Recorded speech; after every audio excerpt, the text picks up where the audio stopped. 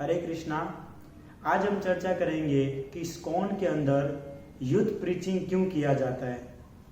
मेरा नाम राजा यादव है और आज हम इस टॉपिक के ऊपर कुछ चर्चा करेंगे। तो जैसे कि बहुत बार हम ऐसा सुनते हैं कि इस्कॉन के अंदर प्रत्येक लड़कों को या यंग जनरेशन के अंदर जो लड़के जी रहे हैं उन सबको साधु बना दिया जाता है। तो आप बहुत बार ऐसा क्वेश्चन होता है कि साधु क्यों बनाया जाता है, किस लिए बनाया जाता है। वो अपना लाइफ है, एंजॉय से अपने लाइफ को स्पेंड कर सकता है, जी सकता है, साधु बनने की क्या जरूरत है। तो इस्कॉन के अंदर प्रत्येक यूथ को प्रीचिंग किया जाता है ताकि वो अपने कर्तव्य को निभा सके। आप सिर्फ सिंपल विचार कीजिए कि आज के जनरेशन के अंदर जो यूथ है वह अपने कर्तव्य को निभा रहे हैं, क्या अपने लाइफ को सही से स्पेंड कर पा रहे, समय दे पा रहे? नहीं। आज का जो यूथ है उसे उनका क्या कार्य होना चाहिए, क्या नहीं होना चाहिए, उन्हें भी थोड़ी भी खबर नहीं है या थोड़ा भी उसे पता नहीं है। तो यह सब जानकारी देने के लिए इस्कॉन जो है यूथ प्रीचिंग करते हैं। कई बार ऐसा होता है कि जब इस यूथ को प्रीचिंग करते हैं, मंदिर में लाते हैं, यहाँ पर भगवान के दर्शन कराया जाता है, तो उनके जो मदर और फादर होते हैं वह बोलते हैं कि हमारे बच्चे को साधु बना दिया। आप विचार कीजिए कि वही यंग जो उनका लड़का है जब माता पिता के पास रहता है, उनकी बात नहीं सुनता, उनका अपने मतलब कि माता पिता के प्रति क्या कर्तव्य होना चाहिए वह फॉलो नहीं करता, तो उनको अच्छा लगता है। लेकिन अगर हम उसी लड़के को इस्कॉन में ला करके प्रीचिंग करते हैं और उसे हम उनका कर्तव्य बताते हैं, जिनके कारण वो अपने माता पिता का रिस्पेक्ट भी करते हैं और अपने लाइफ का क्या गोल होना चाहिए यह भी समझ पाते हैं, तो वो उनको परफेक्ट नहीं लगता। बहुत बार ऐसा होता है कि कहते हैं कि इस्कॉन जो संस्था है वह आईआईटी और एनआईटी के जो स्टूडेंट होते हैं उनको ही प्रीचिंग करते हैं।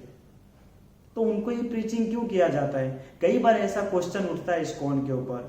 तो देखिए, सिंपल सी बात है कि जो भी माता पिता अपने लड़कों को पढ़ाते हैं या शिक्षा देते हैं वह किस लिए दे रहे हैं। आज ऐसे ही एक क्वेश्चन पूछा गया एक माता पिता से, तो माता पिता का जो लड़का है वह इस्कॉन से जुड़ गया था और इस्कॉन से जुड़ने के बाद साधु बन गया। तो उनके माता पिता बोलने लगे कि हमने इसके पीछे इतना खर्चा किया, इतना समय मैंने इनको दिया, उसके बाद यह साधु बन गया। तो आप विचार कीजिए कि उनका विचार क्या है कि हमारा लड़का जो है वह साधु न बनकर वापस से उनका जो कर्तव्य है हमारे प्रति वह निर्वाह करना चाहिए। तो विचार कीजिए कि अगर एक यंग जनरेशन लड़का है इस जनरेशन के अंदर, तो उसका सिर्फ यही कर्तव्य है कि अपने माता पिता को पैसे कमा कर दे? नहीं। अगर वह कुछ पढ़ाई करता है, आईआईटी स्टूडेंट है, एनआईटी स्टूडेंट हो, तो अपने बुद्धि को कहाँ पे कार्य करना है वह जानना बहुत आवश्यक है।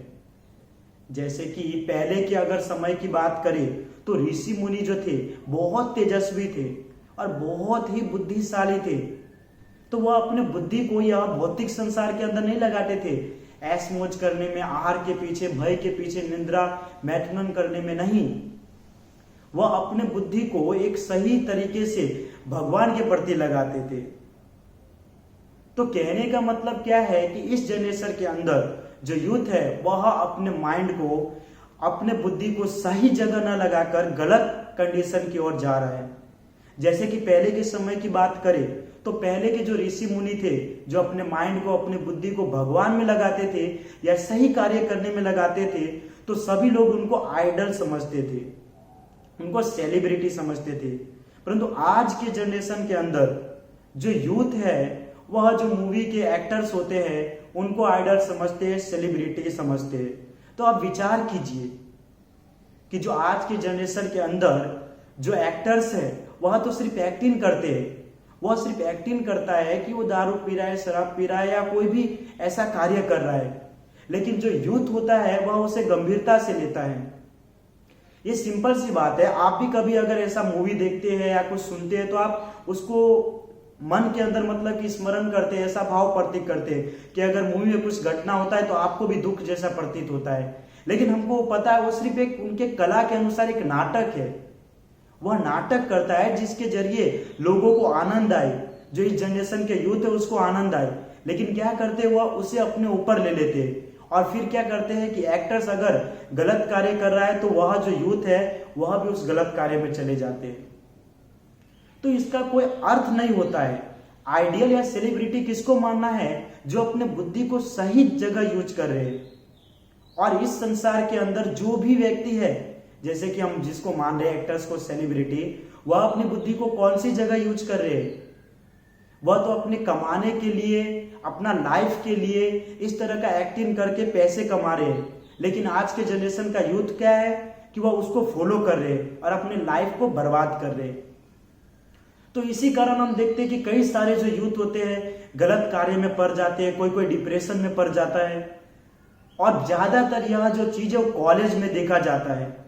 आप बोलते हैं ना कि एनआईटी यूथ को या आईआईटी यूथ को ही प्रीचिंग क्यों करते हैं इस्कॉन?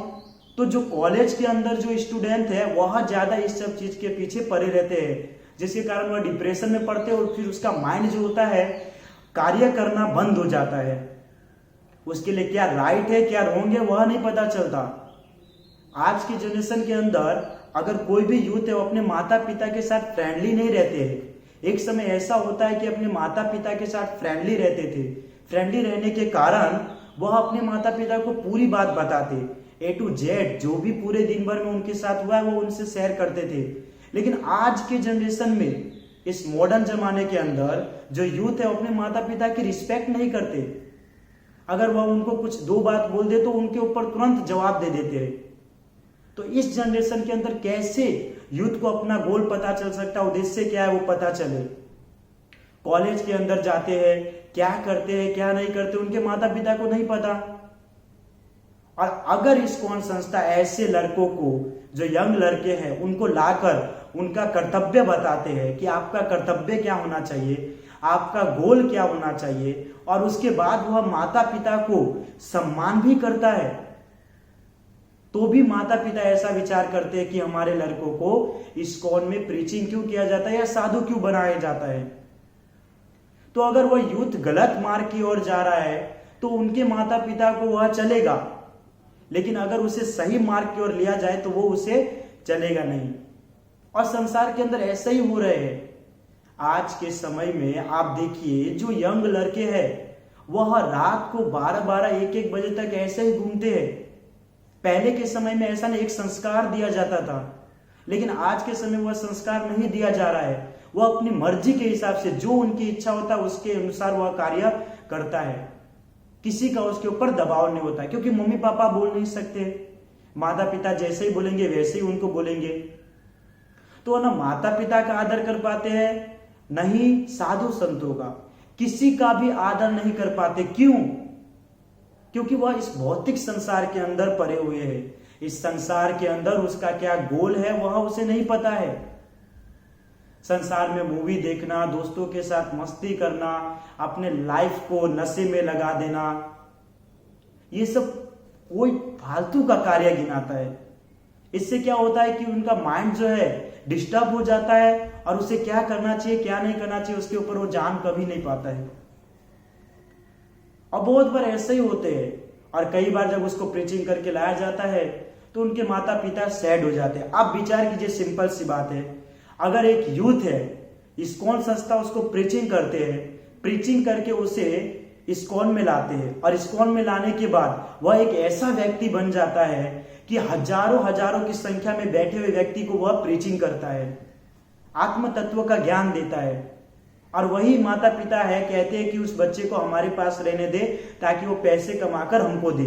तो आप विचार कीजिए कि वो आपका लड़का जो है वो 1000 लोगों को प्रीचिंग कर रहा है, उसका धर्म बता रहा है, उसका कर्तव्य बता रहा है, नशे को छुड़ा करके उसको सही मार्ग बता रहा है। वो राइट है कि आपका उद्देश्य सिर्फ यही है अपने बच्चों से कि वो हमको पैसे कमा कर दे। बहुत बार ऐसा देखा जाता है कि अगर उसके लड़के हैं, बच्चे हैं, तो वह अच्छी पढ़ाई कर करके जॉब डिग्री प्राप्त करने के बाद विदेश जाते हैं। तो विदेश जाने के बाद उनको खुशी होती है। अब देखिए वहां पे उनका लड़का विदेश जा रहा है तो उनसे दूर ही जा रहा है ना। विदेश जाकर वहां पर सेटअप हो जाता है, वहां पर कार्य करना अपना चालू कर देता है। तो उसमें जो माता पिता है वो सेटिस्फाई होते हैं, बहुत प्रसन्न रहते हैं। लेकिन अगर वही जो लड़का है उनका मंदिर में आ जाते हैं, सिर्फ मंदिर में आते हैं, दर्शन करते हैं और थोड़ी बहुत ज्ञान प्राप्त करते हैं तो उसमें वो भयभीत हो जाते हैं कि ये साधु ना बन जाए। अरे साधु बन जाएगा तो बहुत अच्छी बात है ना, क्योंकि प्रत्येक व्यक्ति के अंदर जो विचारधाराएं है आज के समय के अंदर वो पूरी तरह से गलत है। कोई भी सही कार्य कर पाना बहुत ही मुश्किल है जब तक उसे कोई एक समझाने वाला व्यक्ति ना हो, क्योंकि जैसा कि हम समझे माता पिता तो अभी समझा नहीं पाते क्योंकि वो उनकी सुनती नहीं है, लेकिन इस्कॉन संस्था ऐसी है कि यूथ को पकड़कर उसे प्रीचिंग करते हैं, उसे बताते हैं कि आप क्या लाइफ स्पेंड कर रहे हैं, कहां जी रहे हैं। केवल आहार निद्रा भय मैथुनम में जीना ही हमारा जिंदगी नहीं है, इसके ऊपर भी हमारा कोई लाइफ है। क्योंकि आज के जनरेशन में सिर्फ मौज चाहिए और मस्ती चाहिए। ऐसा हो गया यूथ के लाइफ के अंदर कि हमको कोई बोलने वाला नहीं होना चाहिए। तो आप विचार कीजिए, अगर आपके लड़कों को इसी तरह छोड़ दिया जाए, उसको अगर कोई प्रीचिंग ना करे, कोई उसे सही मार्ग न बताए, न उसका कोई गोल बताए, तो क्या करेगा वो? पहले से आपकी रिस्पेक्ट नहीं कर रहा है, आपकी इंसल्ट कर रहा है, और करेगा, उसको कुछ बोला ना जाए तो और नाम को खराब करेगा।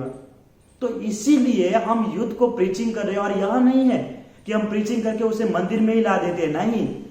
हमारा कर्तव्य, हमारा धर्म ऐसा नहीं, हमारा कर्तव्य एकमात्र है, हमारा गोल एकमात्र है कि उस यूथ को प्रीचिंग करके उसके धर्म और उसके कर्तव्य को बताए कि आपका कर्तव्य एक शिक्षक के प्रति कैसा व्यवहार करना चाहिए, माता पिता के प्रति कैसा व्यवहार करना चाहिए, समाज के अंदर आपको कैसा रहना चाहिए, आपका गोल क्या होना चाहिए।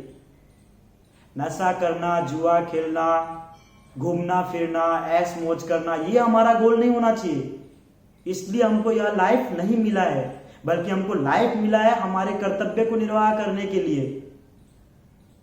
क्योंकि ऐसा तो पशु पक्षी भी करते हैं ना, जानवर भी करते हैं, आराम से ऐश मौज करते हैं, कोई प्रकार का टेंशन नहीं, भोजन करते हैं, आराम से सोते हैं, मैथुन करते हैं, सेक्स लाइफ स्पेंड करते हैं, और वही आज के यूथ भी कर रहे हैं।